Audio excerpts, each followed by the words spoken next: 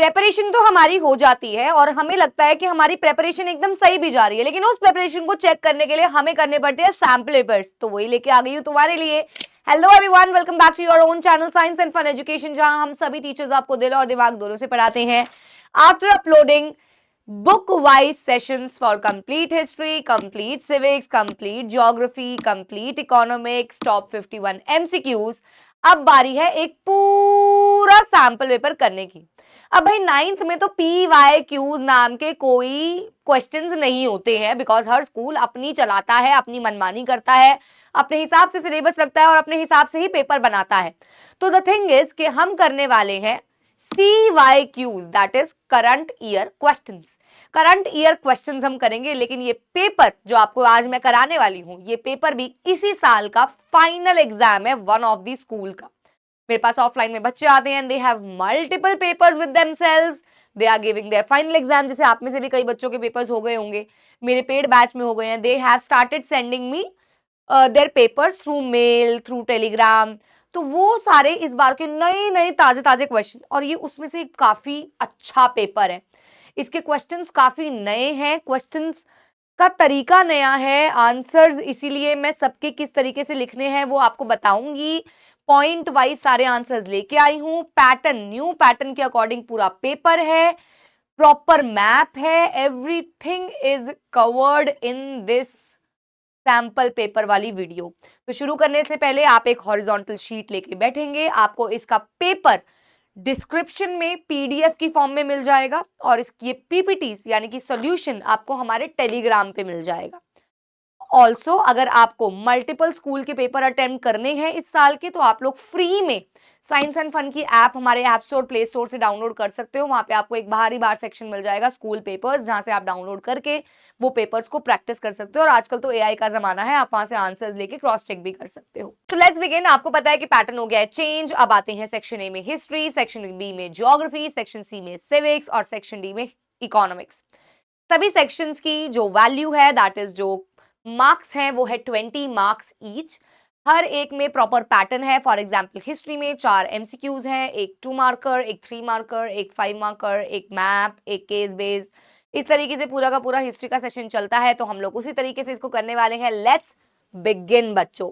सबसे पहले हम करने वाले हैं सेक्शन A हिस्ट्री का, जिसके अंदर सबसे पहला सवाल है, आइए करते हैं सॉल्व, जिसके अंदर आपको मैच करना है फिलोसोफर को उसके कारनामे से, उसने क्या किया उससे। जॉन लॉके, जीन जैक्वस रोशे, मॉन्टेस्क्वे और एक मीराबाई का नाम भी यहाँ पे लिखा गया है।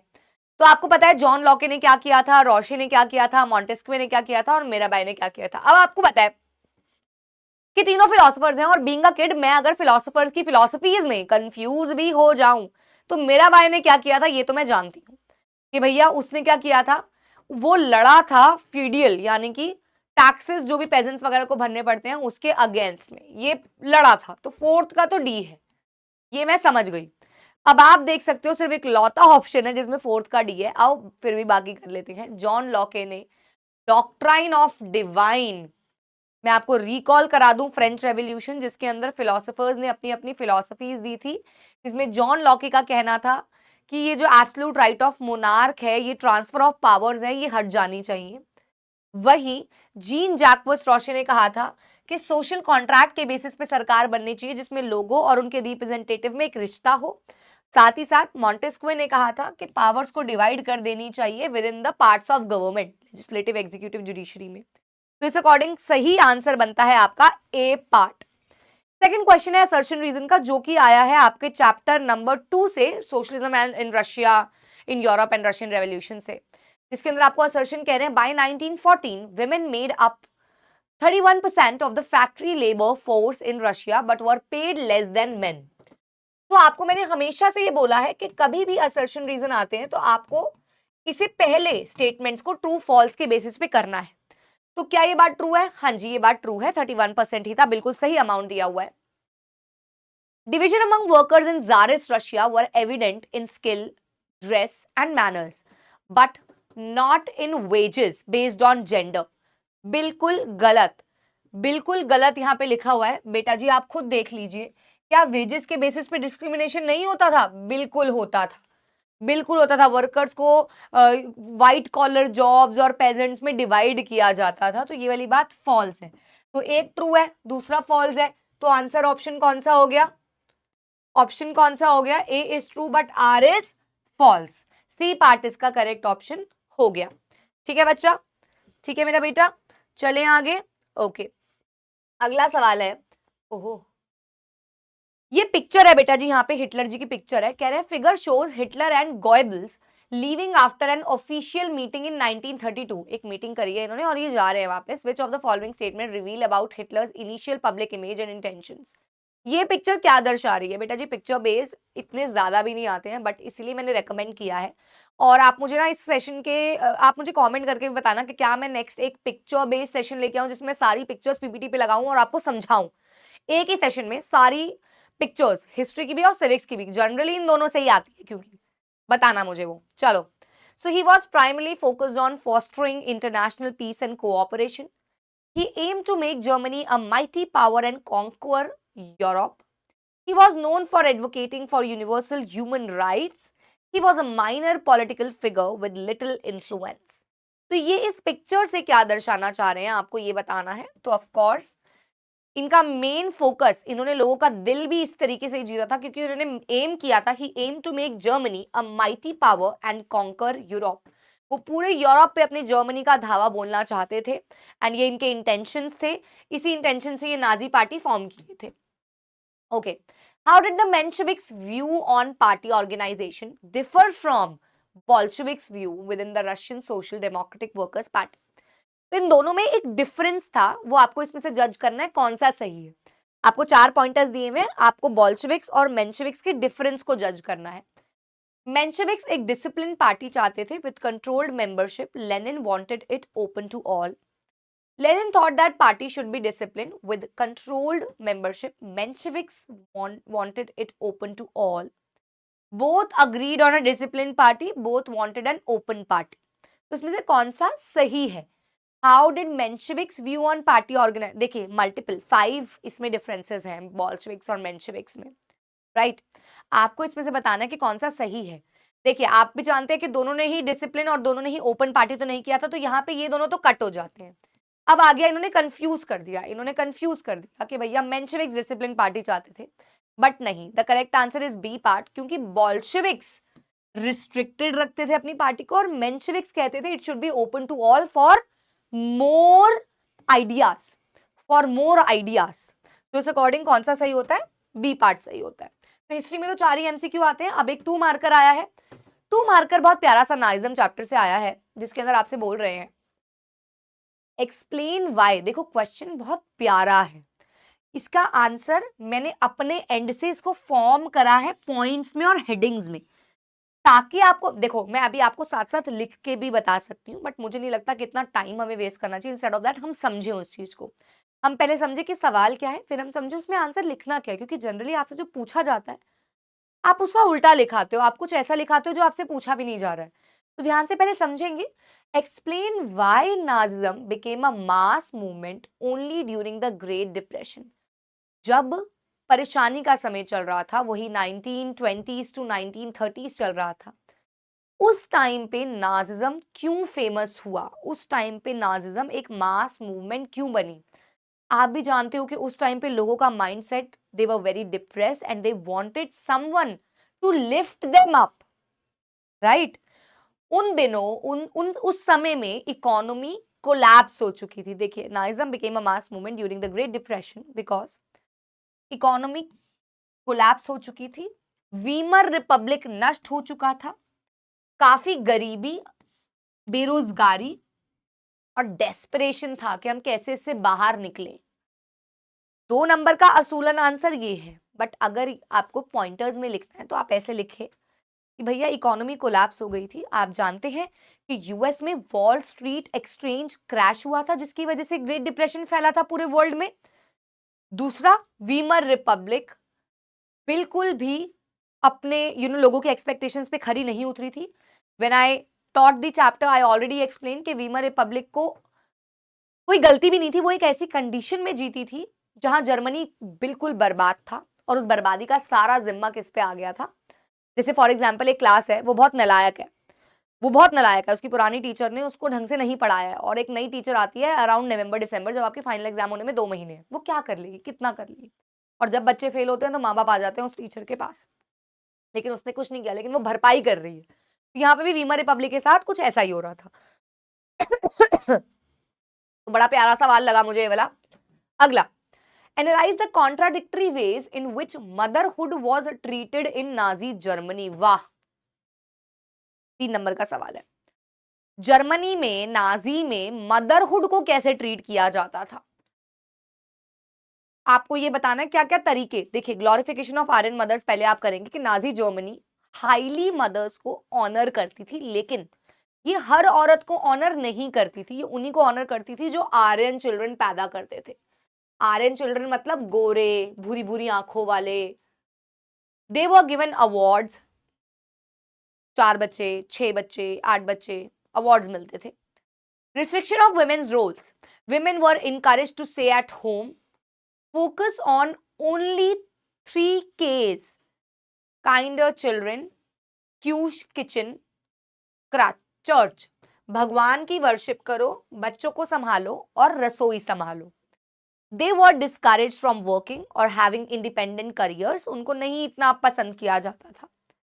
Cruel treatment with undesirable mothers, जो भी औरतें ज्यूज या जिप्सीज को पैदा कर देती थी, उनको बहुत बुरी तरीके से ट्रीट किया जाता था। उनको सर गंजा करा के, उनको रास्ते पे मुंह काला करके घुमाया जाता था। उनको उनको उनके साथ इनइक्वालिटी की जाती थी, भेदभाव किया जाता था। तो ये सब 3 नंबर का सवाल। अब 4 नंबर का केस बेस्ड आया है, जो कि आया है आपका रशियन रेवोल्यूशन से। हाँ जी, हम सबसे ज्यादा डरते हैं सोशलिज्म एंड रशियन रेवोल्यूशन से, तो बेटा डरने की बात नहीं है। उससे या तो 2 नंबर या 3 नंबर का क्वेश्चन आएगा, या फिर एक केस बेस्ड आ जाएगा। 5 नंबर का सवाल उससे नहीं आएगा। समझदार स्कूल्स बिल्कुल भी नहीं देते हैं उससे 5 नंबर का सवाल।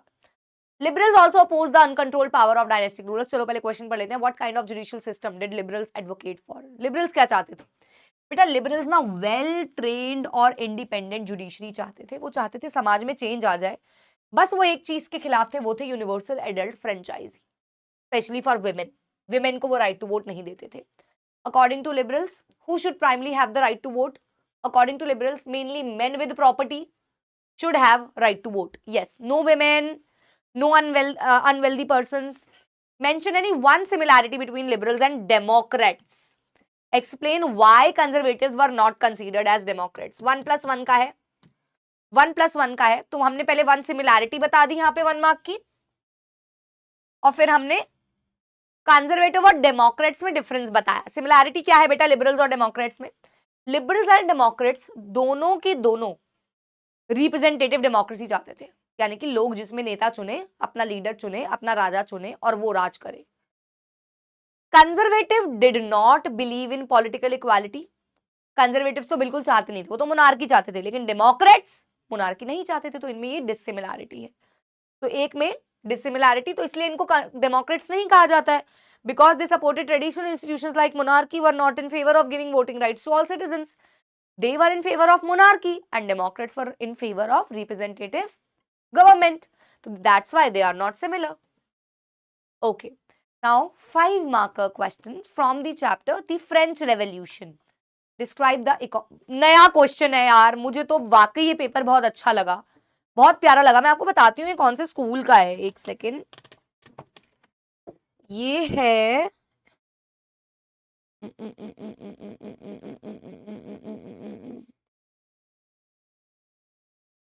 ये है, मैंने किसको भेजा था? अपने बच्चों के ग्रुप में भेजा था। ये है इस बार का एनके बगरोडिया का पेपर। यस, ये है इस बार का एनके बगरोडिया का पेपर। एनके बगरोडिया का पेपर है ये। हाँ जी, बहुत प्यारा सवाल लगा, इसी साल का है। Describe the economic and social policies implemented by the Jacobin government under Robespierre during the reign of terror. डर का माहौल चल रहा था उस टाइम पे। नेपोलियन ने, देखो ये सवाल, नेपोलियन सॉरी रोबेस्पियर ने उस टाइम पे क्या इकोनॉमिक और सोशल पॉलिसीज इंप्लीमेंट की। पहले हम इकोनॉमिक पॉलिसीज की बात करते हैं। इकोनॉमिक पॉलिसीज होती है जिसके अंदर पैसा इन्वॉल्व होता है। सबसे पहले इसने क्या किया? एसेंशियल गुड्स के प्राइजेस को फिक्स कर दिया। इसके बाद इसने वेजेस को फिक्स कर दिया इक्वालिटी लाने के लिए। इसने राशनिंग सिस्टम ले आया, मीट एंड ब्रेड का जो प्राइस होगा वो सबके लिए सेम रहेगा। Peasants were forced to transport grain to cities and sell it government at fix prices. तो सब कुछ इन्होंने क्या कर दिया, फिक्स कर दिया। सब कुछ इन्होंने इक्वालिटी लाने के लिए फिक्स कर दिया। हम कोई भी तीन लिख सकते हैं, कोई भी तीन। सोशली इसने क्या किया, इक्वालिटी को प्रमोट किया, मैडम वर्ड यूज करना शुरू कर दिया, ड्रेस कोड लेके आ गया, चर्चेस को बंद कर दिया बल्कि उसको ऑफिसेज में कन्वर्ट कर दिया, न्यू कैलेंडर, फ्रेंच भाषा इक्वालिटी के लिए इम्पोज कर दी। तो ये कुछ चीजें इसने सोशली करी लोगों में इक्वालिटी लाने के लिए। तो बहुत प्यारा, बहुत न्यू सवाल है ये बच्चों, बहुत अच्छा सवाल है। देखो यार, अगर आपको नया सवाल लगता है तो सिर्फ आपको सेशन को लाइक करना है, आपको सेशन को लाइक करना है, प्यारा सा कमेंट ड्रॉप करना है। आपको कोई भी सवाल नया प्यारा लगता है तो ये सवाल नया है, प्यारा है। आपने बहुत सारे सवाल पढ़े होंगे, रेन ऑफ टेरर को एक्सप्लेन कर दो, बट नहीं, दिस इज समथिंग डिफरेंट। यहाँ पे आपसे इकोनॉमिकली और सोशली पूछ रहे हैं, नया सवाल है। Okay, next is how did French revolution impact the lives of women. Positive changes बताने और लिमिटेशंस भी बतानी है, तो मैंने आपको थोड़ा एक्सपैंड करके बताया इसका। बेटा जी, फ्रेंच रेवोल्यूशन में बोथ चीजें थी, पॉजिटिव भी थी और इनकी लिमिटेशंस भी थी। पॉजिटिव चेंजेस क्या थे, एजुकेशन एंड एम्प्लॉयमेंट। आपको पता है कन्वेंशन के बाद 1792 के बाद गर्ल्स स्कूल सेटअप किए गए, अब वो जॉब्स के लिए ट्रेन हो सकती थी, मैरिज के राइट्स मिल गए उनके पास, यानी कि वो डिवोर्स फाइल कर सकती थी, इनहेरिटेंस राइट्स मिल गए, यानी कि डॉटर्स के पास भी इक्वल राइट होगा प्रॉपर्टी गेन करने का, and they started forming political clubs also. तो ये तो इनके हो गए भैया पॉजिटिव चेंजेस, लेकिन इनकी लिमिटेशंस क्या थी, इनको राइट टू वोट नहीं दिया गया था, कोई पॉलिटिकल ऑफिस में इनके पास से नहीं था, इनके पॉलिटिकल क्लब्स बाद में बल्कि बंद ही कर दिए गए थे। Thus, while the revolution brought some improvements in social and legal rights of women, political rights में अभी भी वो inequality ही फेस करती हुई नजर आई, इनइक्वालिटी ही फेस करती हुई वो नजर आई। प्यारा सवाल है बच्चों, मेरे को दोनों सवाल इतने प्यारे लगे, इतने प्यारे लगे, इतने प्यारे लगे कि पूछो मत। कैसे लगे आप लोगों को दोनों सवाल, जल्दी से कमेंट्स में बताएंगे। अच्छे लगे, चलिए आगे मैप की तरफ चलिए। तो इसके अंदर बड़ा ही लाइक आपको पता ही है कि हिस्ट्री से 2 नंबर का सवाल आता है। जनरली फ्रेंच रेवोल्यूशन तो बहुत ही आसान आता है और जनरली लोकेट हुआ होता है, आपको सिर्फ लेबल करना होता है। बट मेरी बच्ची के इस पेपर में आपको दोनों चीजें लोकेट और लेबल दोनों करनी आई है। तो हम लोगों को हर तरीके से तैयार रहना है मेरे बच्चों। मैप के लिए भी प्यारा सा सेशन डाला हुआ है, वो आप देख सकते हो, जिसमें सारे मैप कैसे लगाने हैं वो भी बताए हुए हैं। बट चलो अभी फिलहाल ये वाला मैप कर लेते हैं। 2 नंबर का मैप आया है जिसके अंदर आपको जापान और फ्रांस को मार्क करना है। तो वर्ल्ड का आपके पास ऐसे मैप आएगा, आपको किसी भी तरीके से आ सकता है कि कोई भी 2 लीड पावर कर दो, कोई भी 2 एक्सिस पावर कर दो, कोई भी 2 सेंट्रल पावर कर दो, कैसे भी सवाल आ सकता है। बट यहाँ पे अगर आपसे जापान बोला तो जापान ये हटके एकदम अलग से जे टाइप का जापान हो गया आपका, और यहाँ पे इस बड़े से दूर सेकंड ब्लॉक में आपका फ्रांस हो गया, जापान एंड फ्रांस। ये था आपका हिस्ट्री का सेक्शन। अब हम चलेंगे अपने अगले सेक्शन की तरफ जो कि है ज्योग्राफी का सेक्शन। ज्योग्राफी का सेक्शन अक्सर हमें मुश्किल लगता है क्योंकि इसमें बहुत सारी लर्निंग होती है, लेकिन मेरे बच्चों इसमें आपके minimum 4 number MCQ, minimum 4 number case based और मिनिमम 3 नंबर तो मैप ले जाता है। दैट इज 11 नंबर तो आपके ऐसे ही पूरे हो जाते हैं। जनरली कई स्कूल्स में तो ये एमसीक्यू का नंबर 6 भी हो जाता है, 6 एमसीक्यू आ जाते हैं, जिससे आपका ये नंबर पहुंच के 13 नंबर हो जाता है। और फिर आपका एक 3 और एक 5 नंबर का सवाल आता है। तो इस तरीके से जनरली कॉम्पोजिशन रहती है, तो इतना मुश्किल नहीं आता है सेक्शन, ज्यादा हमें टेंशन लेने की बात नहीं है। मेन है हमें इसके एमसीक्यूज आने चाहिए। एमसीक्यूज क्योंकि लर्निंग होते हैं, छोटी छोटी जगहों से आ जाते हैं। सबसे पहला सवाल तो एनसीईआरटी से ही लिया हुआ है एमसीक्यू का, कि अगर आप कावारत्ती जाते हो अपनी समर वेकेशंस में तो आप कौन सी यूनियन टेरिटरी में जाओगे इंडिया की, तो आपको पता है कि it is the capital of Lakshadweep islands. तो लक्षद्वीप आइलैंड्स में जाएंगे आप। बिल्कुल प्यारा सा सवाल। Consider the following statement about India's location and extent. Okay, India is entirely located in southern. अच्छा, आपको बताना है कि इसमें से कौन सी स्टेटमेंट इंडिया के लोकेशन और एक्सटेंट के बारे में सही है। Tropic of Capricorn is 23 degree 30 minutes south, divides India into almost 2 equal parts. The latitudinal extent is 8 degree 4 minutes north to 37 degree 6 minutes north and longitudinal extent at this. देखो बच्चों, आपको साफ साफ दिख रहा है, लैटिट्यूडनल और लॉन्जिट्यूडनल एक्सटेंट बिल्कुल सही है. ट्रॉपिक ऑफ कैंसर वो भी नॉर्थ आपका डिवाइड करता है दो इक्वल पार्ट्स में. इंडिया लाई करता है नदर्न हेमिस्फेयर में, ना कि सदर्न हेमिस्फेयर में. तो सिर्फ सी और डी सही हो गया, सिर्फ सी और डी सही हो गया. चलिए, which of these are main tributaries. भैया ई तो लर्निंग वाला क्वेश्चन आ गया है कि कौन सी ट्रिब्यूटरीज है किसकी, गंगा की. गंगा की जो पेनिनसुलर अपलैंड से आती है, तो Chambal, Betwa, Son, peninsular uplands, lower side. increase employment opportunities and better living condition in city that attract. तो population chapter से, इको से नहीं है ये. कह रहे हैं अगर आपकी employment अच्छी है, अपॉर्चुनिटीज मतलब अच्छा लिविंग कंडीशन है, तो वो क्या फैक्टर्स है, वो है पुल फैक्टर्स. खींचती है ना अपनी तरफ, आकर्षित करती है, शहर आकर्षित करते हैं अपनी तरफ, तो सी पार्ट. चलिए अगला सवाल है, right a short note on the density of population of India. तो सबसे पहले मेरे बच्चों आप ना पॉपुलेशन डेंसिटी को यहां पे डिफाइन करोगे कि पॉपुलेशन डेंसिटी होती क्या है. तो आप जानते हैं कि पॉपुलेशन डेंसिटी क्या होती है, नंबर ऑफ पर्सन्स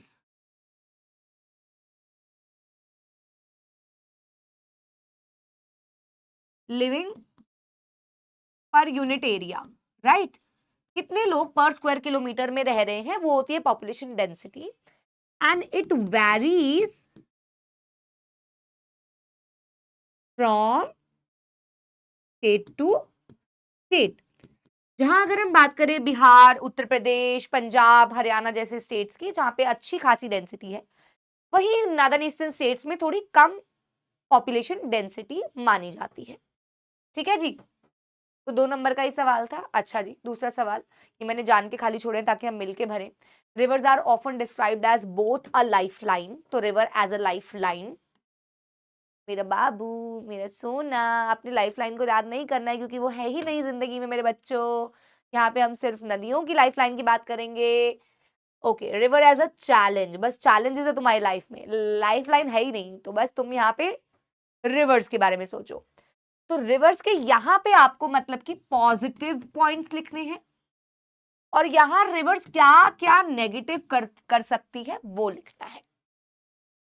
ठीक है, पॉजिटिव क्या है, can help in generating electricity, है ना भाई. इम्प्रूव्स टूरिज्म, क्या अट्रैक्ट टूरिज्म, और वाटर सप्लाई करती है.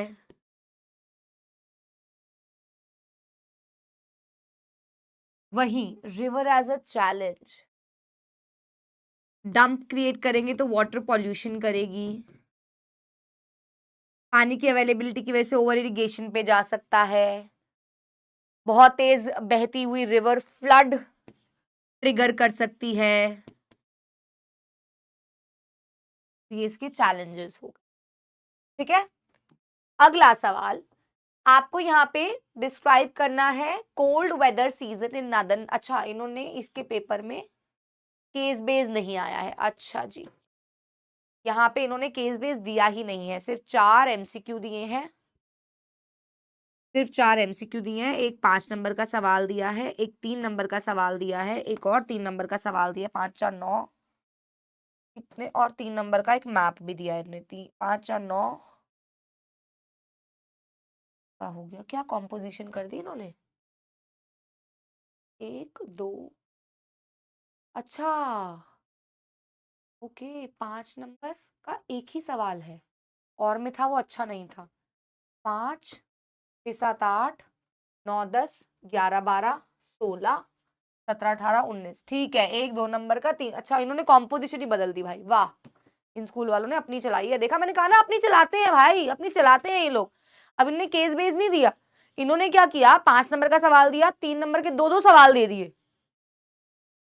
अच्छा, describe the general characteristics of cold weather season. देखो क्लाइमेट से भी कोई मुश्किल सवाल नहीं आएगा, जैसे आपने अब मैंने इसके अंदर ना जान के आपको पॉइंटर्स दिए हैं ताकि आपको अगर फॉर एग्जांपल हॉट वेदर या कोल्ड वेदर आ जाए तो आप सबसे पहले उसके टेम्परेचर को बता दो। तो आपको ही पता है कि टेम्परेचर कोल्ड वेदर सीजन में 10 से 15 डिग्री, 0 डिग्री भी कई कई जगह पे पहुंच जाता है हिली एरियाज में। फिर आप विंड के बारे में बता दो कि लैंड टू सी चलती है, इसमें विंड ठंडी होती है। फिर आप प्रेसिपिटेशन के बारे में बता दो कि वेस्टर्न डिस्टर्बेंसेस आते हैं, जैसे अभी जो बारिश हुई थी ना रिसेंट अभी जनवरी में, ये वेस्टर्न डिस्टर्बेंसेस की वजह से ही क्रिएट हुई थी और जो कि काफी अच्छी होती है राबी क्रॉप्स को ग्रो करने के लिए। तो आपने यहाँ पे कोल्ड वेदर सीजन के बारे में एक्सप्लेन कर दिया। इसके बाद आपसे आ रहे हैं कि नॉर्दर्न प्लेन्स में काफी ज्यादा डेंसली पॉपुलेटेड लोग रहते हैं, क्यों? तो आपको फीचर्स ऑफ नॉर्दर्न प्लेन्स बताने हैं।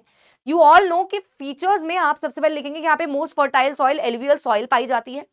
यहाँ पे प्रीनियल रिवर्स हैं यानी कि हिमालयन रिवर्स हैं जिसकी वजह से पानी की कोई कमी नहीं है। फ्लैट लेवल लैंड है जहाँ पे आप एग्रीकल्चर भी कर सकते हो और रहने के लिए भी अप्रोप्रिएट है। फेवरेबल क्लाइमेट है जिसकी वजह से लोग आराम से रह सकते हैं। हाई एग्रीकल्चर प्रोडक्शन कर सकते हैं, आसपास सिटीज हैं तो ट्रेड कर सकते हैं, हाई पॉपुलेशन डेंसिटी रहती है, साथ साथ अर्बन सेंटर है, एग्रीकल्चर सेंटर है वगैरह वगैरह जो भी आपको लिखना है। मैंने आपको मल्टीपल पॉइंटर्स यहाँ पे as a flow chart form में बना के दे दिए हैं ताकि आप इसको आराम से लिख सकें, क्योंकि यहाँ पे आपको बोला हुआ है कि analyse the primary geographical factors. तो हमने पहले ज्योग्राफिकल फैक्टर्स को एक्सप्लेन कर दिया है कॉन्ट्रीब्यूटिंग टू हाई पॉपुलेशन, और फिर आपको सोशियो इकोनॉमिक फैक्टर्स भी बोले, फिर आपको सोशियो इकोनॉमिक फैक्टर्स भी बोले। तो आपने ज्योग्राफिकल फैक्टर्स में तो सॉइल, रिवर, लैंड, क्लाइमेट ये बता दिया, लेकिन सोशियो इकोनॉमिक में आप क्या बताएंगे? रिसोर्सेज के बारे में बताएंगे आप लोग, एग्रीकल्चर के बारे में बताएंगे, अर्बन कल्चर के बारे में बताएंगे, इन्वायरमेंटल प्रॉब्लम्स के बारे में भी बता सकते हैं आप इसके अंदर, तो ये आप सोशली बताएंगे। अब आ गया है आपका मैप। अब इसके मैप में हम लोगों को एक ए पार्ट दिया हुआ है, ये मैं आगे है ए पार्ट आपको मैप करने को मार्क हुआ है ऑलरेडी, आपको गेस करना होगा और ये दोनों आपको प्लॉट करने होंगे। तो चलिए भाई प्लॉट करते हैं। ओके जी, तो ज्योग्राफी में जो मैप आता है मेरा बच्चा वो आता है 1+2 का, वो आता है 1+2 का, जिसके अंदर एक में आपको करना होता है सिर्फ और सिर्फ लेबल, लोकेट हुआ होता है, ए मार्क्ड है, आपको सिर्फ लेबल करना है, और दूसरे में आपको 2 नंबर का जो होता है उसमें आपको लोकेट भी करना होता है, लोकेट भी करना होता है। ठीक है जी, लोकेट भी करना होता है। एक सेकेंड, हाँ, तो यहाँ पे आपको ए मार्क्ड है। आओ पहले देखते हैं कौन सा फिजिकल फीचर मार्क्ड है। तो यहाँ पे आपका मार्क हुआ है मेरा बच्चा राजस्थान में डेजर्ट, थार डेजर्ट, तो ए तो आपका हो गया थार डेजर्ट। अब दूसरे पॉइंट में आपको दोनों में बताना है, तो एक तो आपको मार्क करना है कंचनजंगा और एक आपको मार्क करना है कोंकण कोस्टल प्लेन्स। तो कंचनजंगा कहाँ हो गई बेटा आपकी? यहाँ पे नेपाल में, यहाँ पे आपने मार्क कर दी कंचनजंगा। दूसरे हैं आपके प्लेन्स, तो आप जानते हो यहाँ पे 3 डिवाइडेड होते हैं, है ना, यहाँ पे 3 डिवाइड होते हैं। आपको कौन से मार्क करने हैं? आपको करने हैं कोंकण, तो कोंकण हो गया महाराष्ट्र वाला मेरा बेटा, कोंकण। अच्छा, अगर आपसे कन्नड़ प्लेन पूछे होते तो ये कन्नड़ प्लेन है और ये आपका हो गया मालाबार कोस्ट। यहाँ पे होता है नदर सिसर और कोरोमंडल कोस्ट, यहाँ पे 3 होते हैं, यहाँ पे 2 होते हैं। तो यहाँ पे आपसे कौन सा पूछे? कोंकण, तो कोंकण हो गया महाराष्ट्र पूरा कवर करता हुआ ये वाला, ये वाला। ठीक है बेटा, ठीक है जी, चलें आगे। अब चलते हैं हम अपने अगले बुक की तरफ, दैट इज पॉलिटिकल साइंस की तरफ, सिविक्स की तरफ, जहां पे आपका अगेन ये वाला भी कितने मार्क्स का होगा? 20 नंबर का सेक्शन रहने वाला है, 20 मार्क्स का सेक्शन रहने वाला है। Let's begin with section C. बच्चों सबसे पहले ये बता दूं, सिविक्स में जो एमसीक्यू होते हैं थोड़े से लेंदी आते हैं, यानी कि रीड करने वाले होते हैं, समय लेने वाले होते हैं। अच्छा, which of the following scenarios clearly exemplifies a non-democratic form of government? Exemplifies, हटा दिया, non-democratic form of government, a government formed after multi-party election with universal adult suffrage rule, that is हर एक 18 साल के प्लस बंदे को right to vote है और multiple आपके पास चॉइसेस है। The kings of Oman rule because they are born into royal family. A prime minister who is chosen by the elected representatives of the people. A president directly elected by all the citizens of a particular country. तो which of the following scenarios clearly exemplifies? तो आपको साफ नजर आ रहा है कि ये 3 चीजें तो परफॉर्म की जाती हैं, बट ऐसा नहीं होता कि एक रॉयल फैमिली के बंदे को उठा के आप क्या बना दो, सरकार बना दो, तो of course this is not a democratic one. Now what was the primary purpose of the legal framework order issued by General Pervez Musharraf in Pakistan in August? To significantly increase the power allocated to the elected civilian cabinet members की powers को बढ़ाने के लिए, constitution को amend करने के लिए और प्रेसिडेंट को पावर्स देने के लिए, to initiate and formalise comprehensive peace talks with all neighbouring country, अच्छा जी आस पड़ोस से समझौता करने के लिए, या फिर entirely independent autonomous election commission बनाने के लिए. तो आप भी जानते हो कि यहाँ पे इन्होंने जनरल परवेज मुशर्रफ ने जो लीगल फ्रेमवर्क ऑर्डर इशू किया था, ये किया था संविधान में चेंजेस लाने के लिए और अपनी पावर को बढ़ाने के लिए, प्रेसिडेंट की पावर को बढ़ाने के लिए कि भैया वो सब असेंबलीज को क्या कर सके, डिसमिस कर सके, जब वो चाहे डिसमिस कर सके. आप जानते हो कि इन्होंने क्या किया था बच्चा, इन्होंने तो रेफरेंडम भी घोषित किया था जिसके अंदर माल प्रैक्टिसेस बेस्ड था, लोगों से भी बुलवाया गया, बोला भी नहीं उन्होंने, बल्कि खुद को इन्होंने मिलिट्री डिक्टेटर घोषित कर दिया था. अच्छा जी, which of the following types of disputes does the Indian judiciary including the Supreme Court not have the explicit power to take up? अच्छा, इनमें से कौन से डिसीजन सुप्रीम कोर्ट भी नहीं ले सकती है? Disputes arising exclusively between two sovereign foreign nations that have no direct connection to India. Legal disputes that occur between various citizens of the country. Conflicts that arise between individual citizens and the government, either state or central. Disagreement or legal battles that emerge between two or more state governments within India. तो किस पे जो supreme court है वो बोल ही नहीं सकती है, किस पे? तो आप भी जानते हो बेटा बाहर के देशों में क्या हो रहा है, उस पे हमारा देश का सुप्रीम कोर्ट क्यों बोलेगा, है ना भाई? तो of course A part. Okay, what is the collective term for government officials who are appointed on a long term basis, assist the political executive in day to day administration and are also known as civil services? Okay, इन्हें क्या बोलते हैं, याद है दो type के executive होते हैं, है ना भाई? एक होता है पॉलिटिकल, एक होता है परमानेंट. बेसिकली आपको यहाँ पे डेफिनेशन दी हुई है, इधर इट्स पॉलिटिकल और इट्स परमानेंट. डेफिनेशन दी हुई है, लॉन्ग टर्म बेसिस है, पॉलिटिकल एग्जीक्यूटिव को भी एग्जीक्यूट करता है और साथ साथ सिविल सर्विसेज में इनका नाम आता है. तो ये कौन सा हो गया मेरा बच्चा? ये हो गया द परमानेंट एग्जीक्यूटिव. ये सरकार बदलने के साथ बदलते नहीं है, permanent executive. Okay, there is an image. The illustration depicts an angry woman with a determined expression and are holding a microphone as if addressing a crowd. What fundamental democratic right image most strong? कितना प्यारा सवाल है. ये औरत खड़े होके अपना anger दर्शा रही है. आपके अकॉर्डिंग ये क्या, कौन सा राइट है? ये फंडामेंटल राइट है. Educational cultural right, right to freedom of speech and expression, right against exploitation, right to constitutional remedies. तो यू ऑल नो वो अपने एक्सप्रेशंस भी दे रही है, वो बोल भी रही है. तो यहाँ पे आपको मिलता है right to freedom of speech and express. आप कुछ भी बोल सकते हो, कुछ भी एक्सप्रेस कर सकते हो, जो भी आपको सही गलत लगता है. Now let's move to another question, 2 marker. In what key ways does the Lok Sabha exercise more power than the Rajya Sabha? Lok Sabha Rajya Sabha से किस बेसिस पे ज्यादा पावरफुल है?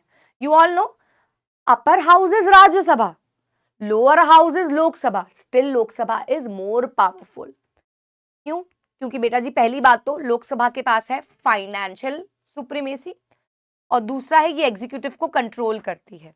मनी बिल्स लोकसभा में ही इंट्रोड्यूस होते हैं, राज्यसभा इसको रिजेक्ट नहीं कर सकती, सिर्फ डिले कर सकती है 14 दिनों तक, तब तक समझा सकती है लोकसभा को, वो माने ना माने उनकी मर्जी होती है.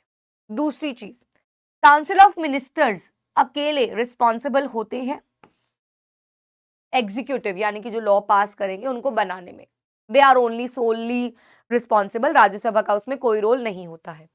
चलिए यहाँ पे आपको मैंने एक फ्लो चार्ट भी दिया है कि control over money bills executive को कंट्रोल करते हैं. जॉइंट सेक्शंस जब भी होते हैं लोकसभा की ज्यादा बात मानी जाती है क्योंकि लोकसभा इज लोगों की सभा एंड इन अ डेमोक्रेसी लोग आर दी लोग लोग, people are at the utmost priority. Direct representation होता है लोकसभा के लोगों का। ये 2 नंबर का ही था। ओके, 3 क्वालिटीज बताइए जब एक राइट एक क्लेम बनता है। मतलब क्लेम जब एक राइट बनता है, 3 क्वालिटीज। पहला, रीजनेबल क्लेम होना चाहिए, फेयर होना चाहिए, नॉट हार्मफुल टू अदर, तभी वो एक राइट है। दूसरा, रिकॉग्नाइज बाय सोसाइटी, ये नहीं आप उठ के कहोगे भैया ये मेरा अधिकार है, ये मेरा राइट है, नहीं, वो रिकॉग्नाइज होना चाहिए, संविधान में लिखा होना चाहिए। प्रोटेक्टेड बाय लॉ, कोई भी अगर आपका राइट होगा तो आपको उसके अंदर वो क्या करेंगे, सरकार से प्रोटेक्शन मिलेगी, यानी कि अगर वो आपका राइट है तो कोई उसको एक्सप्लॉइट नहीं कर सकता है। Only when a claim fulfil these 3 conditions, इसको हम बोलेंगे राइट। कौन से 3 कंडीशंस? पहली बात, वो रीजनेबल क्लेम होना चाहिए, सोसाइटी के द्वारा रिकॉग्नाइज्ड होना चाहिए, एंड लॉ के द्वारा प्रोटेक्टेड होना चाहिए, तभी एक क्लेम राइट बनता है। बहुत प्यारा सवाल है, बहुत प्यारा सवाल है। हाँ जी, अगला। Now read the source given below. Okay, source दिया हुआ है आप लोगों को, यहाँ पे दिया हुआ है कॉन्स्टिट्यूशनल डिजाइन से व्हाट पैरेलल इज ड्रॉन। बहुत प्यारा था ये भी, ये इजी नहीं था case based. What parallel is drawn between India and South Africa regarding the circumstances of their constitution making? देखो, साउथ अफ्रीका में भी संविधान बना और इंडिया में भी, क्या इनके बीच में सिमिलैरिटी कह सकते हो आप थी? Parallel is that both countries made their constitution in a very difficult and challenging circumstances. वहां पे भी गोरे और कालों का माइनॉरिटीज मेजॉरिटी का दिक्कत थी, यहाँ पे भी ब्रिटिशर्स की दिक्कत थी। साउथ अफ्रीका एक हार्श अपार्थीड सिस्टम से निकल के संविधान बनाए थे, इंडिया ने तो पार्टीशन ही देखा था ब्रिटिश रूल से, तो दोनों में ही सर्कमस्टांसेस में बहुत ज्यादा प्रॉब्लम थी। What major transition were the people of India undergoing at the time their constitution was being made? British rule से एकदम से आ जाना लोगों के रूल पे, ये उनके लिए वो था transition. How did the partition of the country add to the difficulties of framing Indian? Yes. In this chapter I told you, जो कॉन्स्टिट्यूंट असेंबली थी जब पार्टीशन हुआ वो भी टूट गई थी, लोग बिखर गए थे, पाकिस्तान चले गए, कुछ यहीं रह गए, तो लोगों में ही बंटवारा आ गया था। The partition made the situation very difficult because the country was divided into India and Pakistan. Religious differences आ चुके थे, लार्ज स्केल वायलेंस चल रहा था, बहुत सारे लोग रिफ्यूजीज बन चुके थे और काफी ट्रॉमेटिक सिचुएशन थी, काफी ट्रॉमेटिक। अब आप खुद देख सकते हो यहाँ पे इतना कुछ, ये वाला तो आपको मिल जाएगा, ऐसा नहीं होता कि बस सब कुछ ही मिल जाए, कुछ कुछ बना के भी लिखना पड़ता है, कुछ कुछ बनाया हुआ भी होना चाहिए। अगला, what are the legal requirements and procedures for a person wishing to contest an elections in India, including nomination and security deposit? प्यारा 5 नंबर का सवाल सुनिए। कह रहे क्या लीगल रिक्वायरमेंट्स है एक प्रोसीजर फॉलो करने की, किसकी, पर्सन की, जिसके अंदर वो नॉमिनेशन और सिक्योरिटी डिपॉजिट की बात कर रहे हैं कि क्या क्या प्रोसीजर होता है जब उसको अगर इलेक्शन लड़ना है तो, और क्या इस अभी रिसेंट कोई सिस्टम इसके लिए इंट्रोड्यूस हुआ है, नया सवाल है।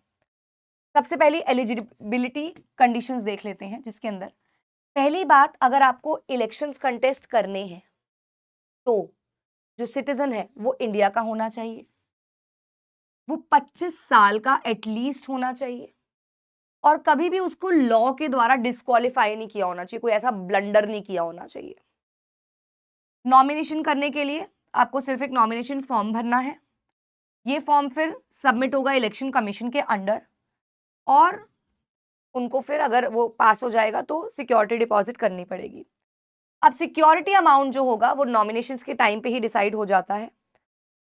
If the candidates did not get at least 1/6 of the total valid votes, the deposit is not returned.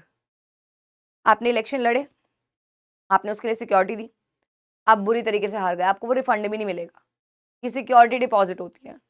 लेकिन अगर आपको 1/6 भी वोट मिल गए, थोड़े बहुत भी वोट मिल गए, तो ये सिक्योरिटी अमाउंट आपको रिफंड कर दिया जाता है बाय द इलेक्शन कमीशन। अच्छा जी, हाँ, now every candidate must fill, अब ये देखो, ये ना कुछ रीसेंट सिस्टम और डेक्लेरेशन है, मैं आपको सच बताऊं ये क्लास 10th में है। यस, ये क्लास 10th में भी है। तो रीसेंट क्या है, रीसेंट सजेशंस क्या आए हैं कि एफिडेविट भरना चाहिए जिसके अंदर किसी कैंडिडेट के पीछे कोई क्रिमिनल केस तो नहीं है, उसकी असेट्स और लाइबिलिटीज क्या है, उसकी क्वालिफिकेशन क्या है, ये सब इलेक्शन कमीशन को इन्फॉर्म किया जाना चाहिए बाय एफिडेविट। एफिडेविट क्या है, ये एक स्टेटमेंट है that is actually signed by a legal authority, a gazetted officer. सवाल कह रहा है पहली बात तो प्रोसीजर बताओ। तो प्रोसीजर क्या है, आपको इतना बड़ा नहीं लिखना, मैंने आपको इलैबोरेट किया है। आपको बस ये लिखना है कि भैया पहली बात तो वो सिटीजन ऑफ इंडिया होना चाहिए।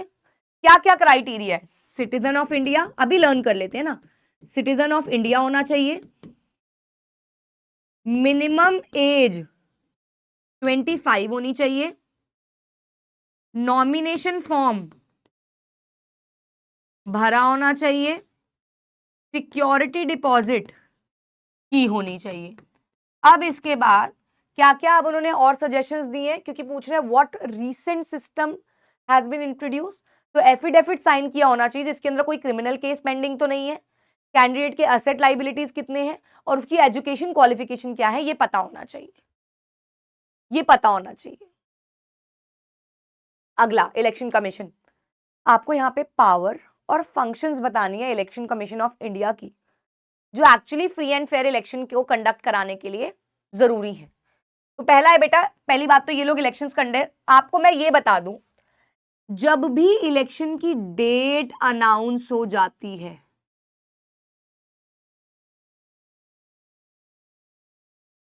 जब तक इलेक्शन चलते हैं, रिजल्ट चलता है, उस टाइम पे कोई और नहीं, सिर्फ और सिर्फ इलेक्शन कमीशन ऑफ इंडिया ही वर्क करती है। सारे अपडेट्स, जिसके अंदर अपडेट्स में इलेक्टोरल रोल जिसे वोटर्स लिस्ट भी कहते हैं, इलेक्शन सिंबल्स अलॉट करना, डेट्स अनाउंस करना, मॉडल कोड ऑफ कंडक्ट देना, सारे rules and regulations, symbols allot, cancellation of elections, कुछ भी अगर आप गलत कर रहे हो, सुपरविजन करना, सब कुछ इलेक्शन कमीशन का काम होता है। यही इसकी पावर है, यही इसके फंक्शंस है, यही इसके पावर है, यही इसके फंक्शंस है। तो दिस वाज योर सिविक्स का पूरा section. Now moving towards the last section. बेटा मुझे ये पेपर बहुत प्यारा लगा, मैंने इसका मॉक टेस्ट भी लिया अपने क्लास में, ये पेपर मुझे बहुत अच्छा लगा, बहुत प्यारा लगा। Section D economics, which of the following is a correct statement regarding investment in human capital. 20 number का है, ह्यूमन कैपिटल में इन्वेस्टमेंट करने की कौन सी करेक्ट स्टेटमेंट है। इसके अंदर 6 क्वेश्चंस हैं, आपने देखा था ना सिविक्स में भी, civics maybe you were having 6 MCQs, 1 2 3 4 5 6, yes। अगर आप देखो तो इसके अंदर भी 6 तो MCQs ही थे, एक केस बेस्ड क्वेश्चन था, तो 10 नंबर तो यही हो गए, एक 5 मार्कर था, 15 नंबर ये हो गए, एक 2 मार्कर, एक 3 मार्कर, 20 नंबर। तो एक सब्जेक्ट 2 3 5 का आएगा, 6 क्वेश्चन, 4 आपका केस बेस्ड। इको में भी केस बेस नहीं है, बल्कि क्योंकि इन्हें ज्योग्राफी में नहीं दिया था तो इको में दिया होगा, हाँ इको में दिया हुआ है इन्होंने, तो सेम कॉम्पोजिशन इसकी भी है। ओह हाँ, sorry, coming back to the question, which of the following is a correct statement regarding investment in human capital. हाँ जी भाई, ह्यूमन कैपिटल में इन्वेस्ट करने की करेक्ट स्टेटमेंट क्या है। It yields returns only in the short term. It is less important than investment in physical capital. It can be seen in the form of higher incomes earned. It primarily benefits the higher income earned. देखो बेटा, आज जब आप में माता पिता invest कर रहे हैं, आज आपकी पढ़ाई में लगा रहे हैं, आपके कपड़ों में लगा रहे हैं, आपके घूमने फिरने में लगा रहे हैं, आपके आने जाने में लगा रहे हैं, आपको पिकनिक भेजने में लगा रहे हैं, आपको अच्छा खाना खिलाने में लगा रहे हैं, somehow they are investing in you कि आप उनके बुढ़ापे की लाठी बनोगे, सहारा बनोगे, ये उनका पीओवी रहता है मेरा बच्चा। ये एक टाइप ऑफ इन्वेस्टमेंट है जो लॉन्ग टर्म बाद में जाके आपको बेनिफिट करती है। आजकल के बच्चे आई डोंट नो क्या करते हैं, बट माता पिता तो अपने बच्चों को इसलिए अच्छी परवरिश देने की कोशिश करते हैं, चाहे वो गरीब हो चाहे वो अमीर हो, हर एक माँ बाप अपने बच्चों को अच्छी परवरिश देने की कोशिश करते हैं, अपना बेस्ट देते हैं ताकि वो बेस्ट करें अपनी लाइफ में। C part, Which of the following is not typically included in the tertiary sector of the economy? Tertiary sector में कौन included नहीं है? मैं आपको फिर से तब तक आप आंसर कीजिए, बता दूं। 5 सेशन होल इकोनॉमिक्स अभी लेटेस्ट डाले हैं, लेटेस्ट, पुराने नहीं कह रही हूं। Whole geography,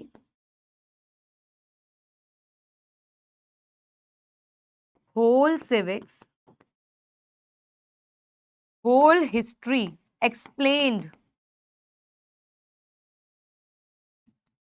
top 51 MCQs. And now अगर आप ये देख ही रहे हो, of course sample paper map based session मैंने ऑलरेडी डाला हुआ है, जिसमें बस क्लाइमेट और पॉपुलेशन का मैप नहीं है. क्लाइमेट में मॉनसून विंड्स है बस, और पॉपुलेशन में हाईएस्ट डेंसिटी, लोएस्ट डेंसिटी, ऐसे स्टेट्स आएंगे. ये पूरा पावर पैक फाइनल एग्जाम का प्लेलिस्ट है पूरी. अगर आप ये सब सेशंस 2x पे करके देख लेते हो, you are good to go for your final exam. I am telling you, बाकी इट्स योर चॉइस. हाँ जी. अच्छा, कौन सा नहीं आता है? राइट, बैंकिंग इंश्योरेंस आता है, agriculture, forestry, education, health, transport and communication भी आता है. एग्रीकल्चर एंड फॉरेस्ट्री नहीं आता है बिकॉज ये प्राइमरी सेक्टर का पार्ट है. Which statement accurately describes one of the causes of poverty in India? गरीबी क्यों है इंडिया में? A very low rate of population growth throughout its history. Equal distribution of land and other resources. The colonial government's policy that encouraged traditional handicrafts.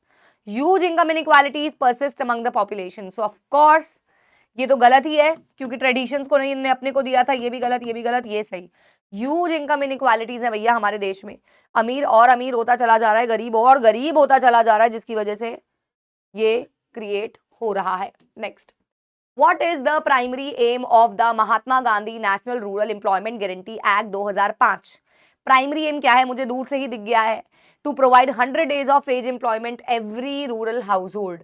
मैं आपको बता दूं बेटा, ये 2005 में लागू किया गया था. 625 डिस्ट्रिक्ट्स में लागू किया गया था बच्चा. ये 100 दिनों के लिए आपको एम्प्लॉयमेंट जनरेट की करके दी जाएगी. अगर नहीं देने में कामयाब हुए आपके एप्लीकेशन डालने के बाद भी 15 दिन के अंदर अंदर, तो आपको वो मुफ्त में वेजेस दिया करेंगे पूरे 3 महीने के लिए. पूरे 3 महीने के लिए. हाँ जी. 33. Okay, there is a picture here. The image depicts a family leaving their village during the 1943 Bengal famine. ये food security में picture है. Based on the visual evidence of their distress, which dimension of food security was mostly critically comprised for them? Yes. ये उसके अंदर था, बताया हुआ था कि क्या कारण था जिसकी वजह से यहाँ पे ये हुआ था.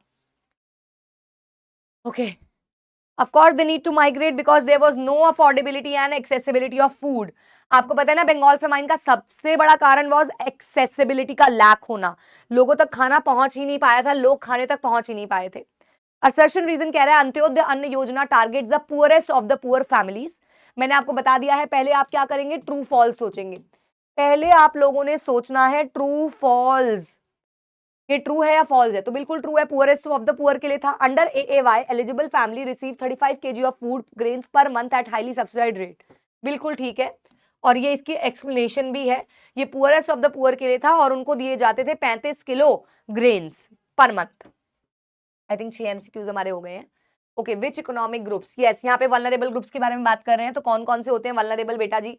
तो वल्नरेबल होते हैं agriculture labour, landless labour, casual labour, schedule caste, schedule tribes, women, children, widows, old age people. These all are economic groups that are vulnerable to anything, even the food security, even the poverty. What are the main objectives of प्रधानमंत्री उज्ज्वला योजना? बेटा जी मैं आपको फिर से बता दूं, new poverty chapter के अकॉर्डिंग ये बच्चे के पेपर में आया है, क्योंकि उनके स्कूल में पॉवर्टी चैप्टर का न्यू वाला वर्जन कराया था. मैंने अपने इसी चैनल पे न्यू और ओल्ड दोनों पॉवर्टी के लेक्चर्स डाले हुए हैं. ओल्ड का लास्ट ईयर का है, न्यू का इस साल का है. ऑफ कोर्स नए वाले में पॉलिसीज चेंज हुई हैं, सस्टेनेबल डेवलपमेंट गोल्स चेंज हुए हैं. तो ये उसमें से पॉलिसी है प्रधानमंत्री उज्ज्वला योजना, जिसके अंदर इन्होंने क्लीन फ्यूल को प्रमोट किया था, LPG को प्रमोट किया था फैमिलीज को. Harmful tradition fuels like wood, coal, cow dung, cake. एक सेकेंड यार, कोई कॉल तो नहीं. हाँ. Provide clean cooking fuel, replace harmful traditional fuels like wood, coal, cow dung. और इंडोर एयर पॉल्यूशन को रिड्यूस करने के लिए ये योजना लाई गई थी. इसने विमेन को एम्पावर कैसे किया? बेटा पहले वो एकदम चोला चौंका फोक के उनके भैया नाक पल्मोनरी डिजीज हो जाते थे, तो बेटर हेल्थ हो गई, टाइम और एफर्ट बचने लगा, और सेफ्टी और डिग्निटी. इन्होंने सिलेंडर्स को काफी सब्सिडाइज रेट पे अवेलेबल कराया ताकि गरीब घर इनको खरीदें और यूज करें, ताकि उनकी लाइफ बेटर हो, उनकी लाइफ बेहतर हो. ओके, सोर्स बेस्ड क्वेश्चन है. List any 2 determinants of quality of population mentioned above. Okay, education and health, of course, literacy and health. Literacy and health. Why is the literate and healthy population considered an asset? क्योंकि भैया ये production में contribute करेंगे, contributes in economic growth. If a country has high literacy rate but poor health indicators, how might this imbalance affect its overall quantity of population? बेटा जी ये क्या नहीं कर पाएंगे, प्रोडक्शन में कंट्रीब्यूट अच्छे से नहीं कर पाएंगे, इकोनॉमिक ग्रोथ थोड़ी लो रह जाएगी. Describe how a natural calamity जैसे कि wide spread drought can lead to a famine situation. ये 5 नंबर का भी सवाल हो सकता है मेरा बच्चा, ये 5 नंबर का सवाल हो सकता है. यस, यहाँ पे आपको बताना है, यहाँ पे आपको बताना है कि कैसे एक नेचुरल कैलामिटी, फॉर एग्जाम्पल सूखा पड़ गया, इससे भुखमरी कैसे आएगी. बेटा जी अगर सूखा पड़ गया तो पहली बात तो फूड प्रोडक्शन कम हो जाएगी, आप इसको एक्सप्लेन करोगे. In the case of drought food production decreases because there is no availability of irrigation facilities. Loss of income, लोगों की इनकम कम हो जाएगी, फूड प्राइसेस बढ़ जाएंगे, पीडीएस सिस्टम सही नहीं रहेगा, लैक ऑफ इरिगेशन फैसिलिटीज भी लिख सकते हो क्योंकि पानी ही नहीं है.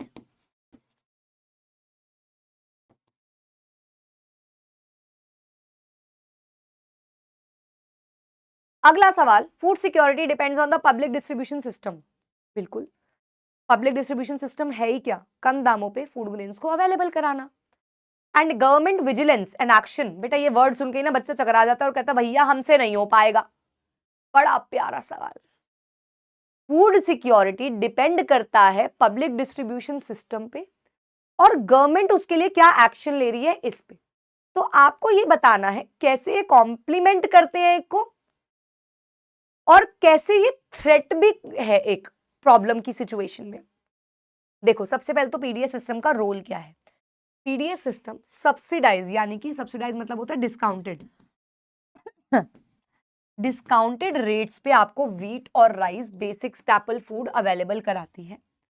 पुअर फैमिलीज को लो कॉस्ट पे खाना देना, बफर स्टॉक एफसीआई के द्वारा मेंटेन करके रखना और प्रॉब्लम नेचुरल कैलामिटी के टाइम पे इसको डिस्ट्रीब्यूट करवाना. पीडीएस के बिना जो पुअर पीपल हैं वो क्राइसिस में काफी फेस करते हैं.